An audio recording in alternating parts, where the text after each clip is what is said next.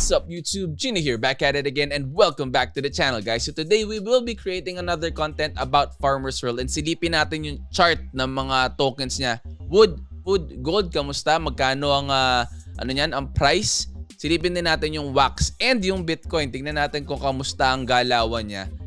Paahon na ba to? Sana naman, no? Para naman na sa mga nagpe-play to earn katulad ninyo, makaahon-ahon naman yung presyo ng mga token ng mga games na pinag-investan ninyo or nilalaro ninyo. If you are new to my channel, guys, please do not forget to click that like, that subscribe, and click the bell para lagi kayong updated or notified sa mga announcements, updates, game reviews, anything and everything NFTs. Every Sunday, guys, meron tayong live stream with the weekly giveaway na binibigay natin para sa community. So make sure to be active. Join the raffle. So make sure to like, comment, and share the videos na ina-upload natin for the entire week para meron kayong raffle entry kung alin man yung mga videos na gagamitin natin para doon sa raffle event. Okay? So without further ado, guys, let's get it on. Intro!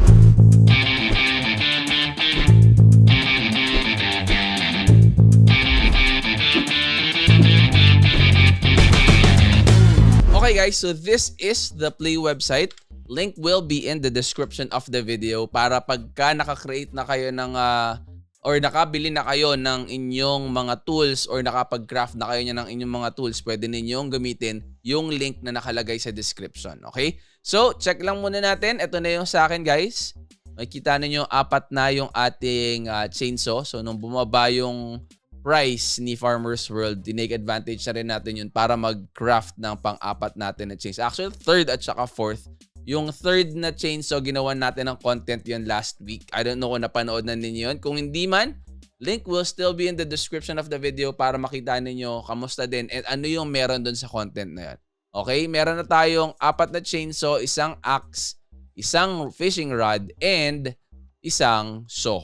Ayan. So, ang ginogol ko sana, kung medyo makakaluwag-luwag tayo, makakuha sana tayo ng 6 na chainsaw. Kung magiging maganda yung presyo or makikita tayo ng maganda itong mga susunod na araw. And then, sunod natin yung mining excavator, yung mga ganyan, and yung boat. Sana, okay, mangangarap na naman tayo, pero hindi naman masama ang mangarap kung makaya natin and mamamanage natin yung pagpapaikot ng mga pondo natin dito. Okay? So, ito din, ang ang tanim naman natin ngayon, barley, para isupport ang ating cow at ang ating chicken. So, yun ang ating magiging game plan. Yan, yun yung magiging game plan natin para ma-support natin. Kasi ang lakas, guys. Ang lakas sa nito, sa gold at saka sa food araw-araw.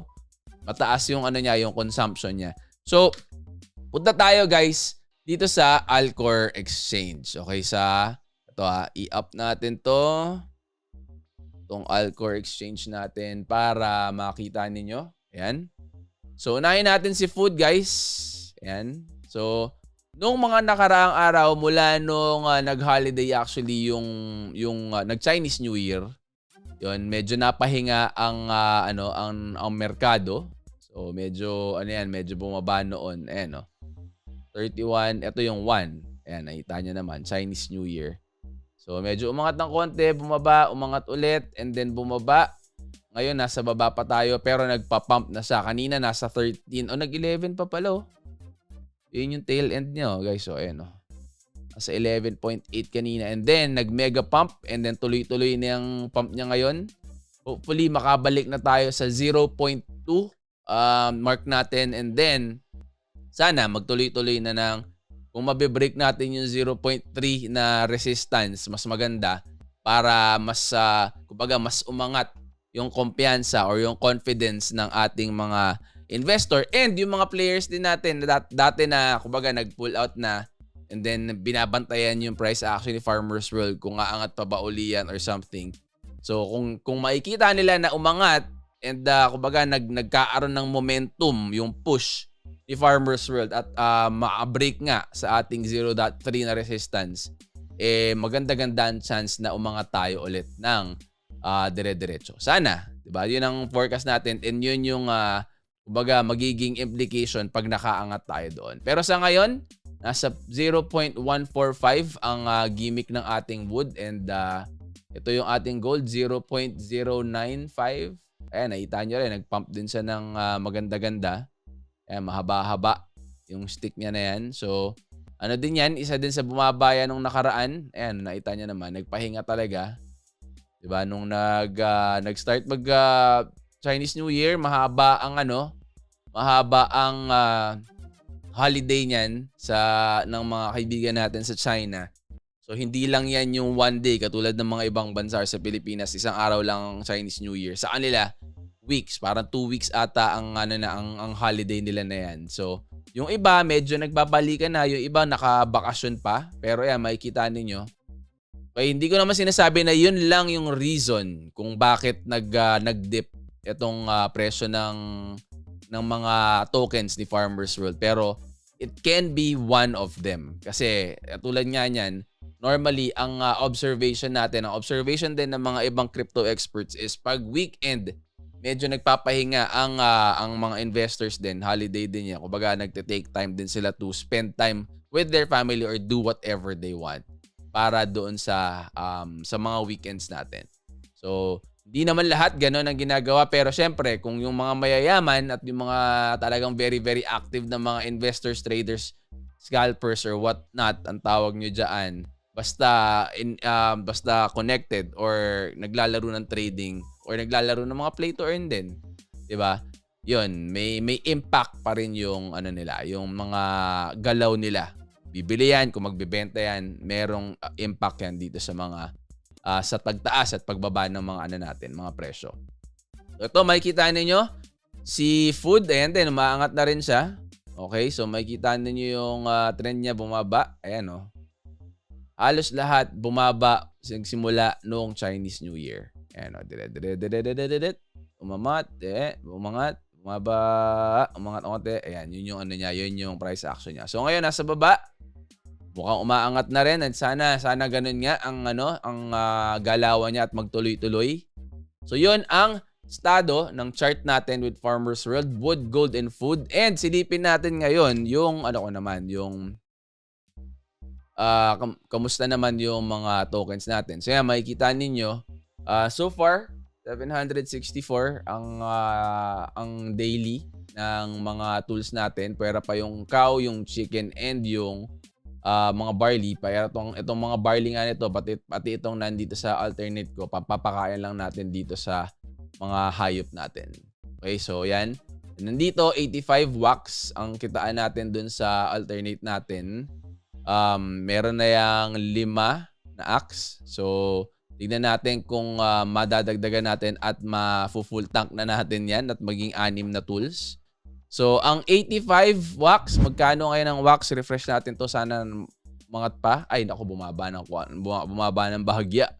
So, 85 wax. Ang daily ng alternate account natin is 1592. So again guys, itong daily na to nagbabago-bago, hindi laging ganyan yan, okay? So kung ganito ang profit natin everyday, ganoon ang makukuha ninyo. And then yung multiply lang ninyo yun ng 30 days, makukuha na ninyo yung monthly na So kung kunyari gusto niyo weekly, pwede niyo multiply na 7 days. And then ito, yung main account natin, 764. So 14,317 ang natin, ang pang daily. So multiply mo lang din ng 30, makukuha mo na yung possible na pwede mo maging profit in 1 month. So ang natin, total na tools natin sa ngayon, 4 na chainsaw, isang saw, isang axe, isang fishing rod. 2 bronze para doon sa sa fishing rod natin, and then 2 silver para naman doon sa natin, sa wood. Okay?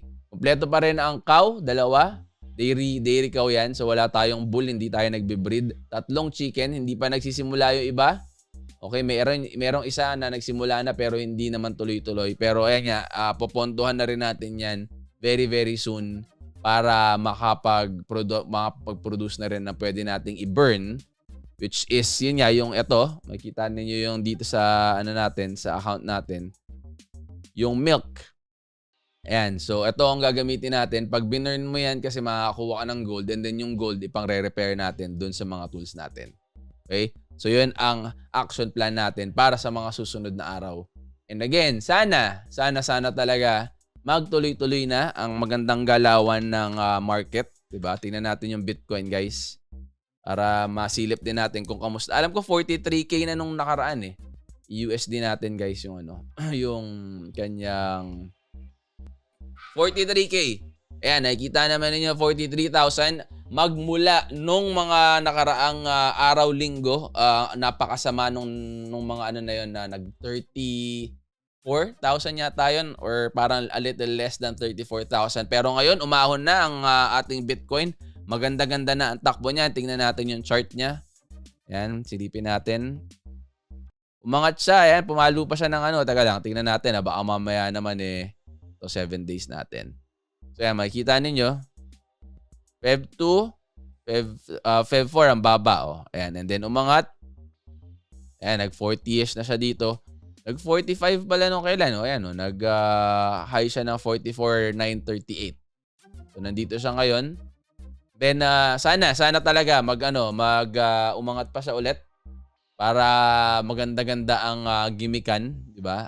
Kasi pagka umangat si Bitcoin, ang nangyayari is nahahatak niya yung mga altcoins, mothercoin kasi to. So kung ano yung nangyayari sa kanya or kung ano yung action niya, nadadamay din yung mga alternate coins. So bago ka sa play to earn, kung bago ka sa crypto, napakaraming mga videos na available sa YouTube. Yung sa akin naman, hindi naman financial advice. And gusto ko lang pakita sa inyo yung price action kasi related yan sa mga nilalaro natin. And kung titingnan ninyo yung portfolio ko, or yung portfolio ninyo, kung meron man kayong mga tokens na i-purchase, grabe yung sa akin talaga. Nagpulahan talaga. As in, medyo bloody ang kulay niya. And then, laki ng nilose. Pero ganun talaga eh. Pagdating dito sa crypto, sabi nga nila, very volatile. Yun ang term. Yun ang perfect term kay crypto. So, one day, it's all up. It's to the moon. Napakaraming greens, di ba? Pero, and then suddenly, pwedeng in a matter of hours, in a matter of days, nag-plummet, sobrang pula, pwede ka mag-lose ng 50%, pwede ka mag-lose ng 100%, pwede ka mag-lose ng more than 100%. Huwag ka naman sanang madamay at masali sa mga rug pull na mga games, di ba? Dahil yun talagang nakaw nila yung ano nun. Okay? So, guys, if you are new to my channel, again, nire-remind ko lang kayo, sana nakatulong itong analysis natin and yung update natin and announcement natin about kay Farmers World. Yung ano niya, yung Farmverse, hindi pa rin sila nag-a-announce ng date kung kailan nila ilalabas yun, and yung IDO, wala pa. Pero once nakakuha tayo ng insider info doon, we will make sure to create a content on that one kasi alam ko marami sa inyo ang nag-aabang nun. And napakalaking bearing nun para sa impact in terms of token prices ni Farmers World. So make or break ang gimmick nila doon. So kailangan perfect timing and kailangan syempre yung ilalabas nila na yun maganda talaga or pulido talaga na kumbaga makakaakit ng mga investors at players nang hindi lang kumbaga kung ano lang yung laro natin na parang click lang na yun. Pero pinakita na nila noon parang ang dating parang isometric view na pwede na may lumalakad-lakad or something like that. So sana ganon or baka better than that ang ilabas sila. I'm wishing for the best. I'm hoping for the best for Farmers World. And syempre sa lahat ng mga projects pa. Pegaxi, ayan, meron tayong ginawang mga contents about Pegaxi. Check the description of the video din. And yung mga tags na lumalabas dito sa taas, guys, makikita ninyo yan. Silipin ninyo yung mga ginawa kong contents doon. May PowerPoint presentation pa tayong ginawa doon para sa inyo. Mas maintindihan ninyo kung ano yung pinapasok ninyo. Okay? So make sure, guys, to be active. If you're new to my channel, join us. Okay? Join the community. I hope you will consider subscribing. And every Sunday, we have a weekly giveaway for the community. 8 p.m. yan. Sali kayo. So make sure to like, comment, share the videos para kung ano't ano man ang gagamitin nating video para sa raffle, meron kayong raffle entry. Okay? So, hanggang dito na lang muna. I will see you on the next. I'm out. Peace!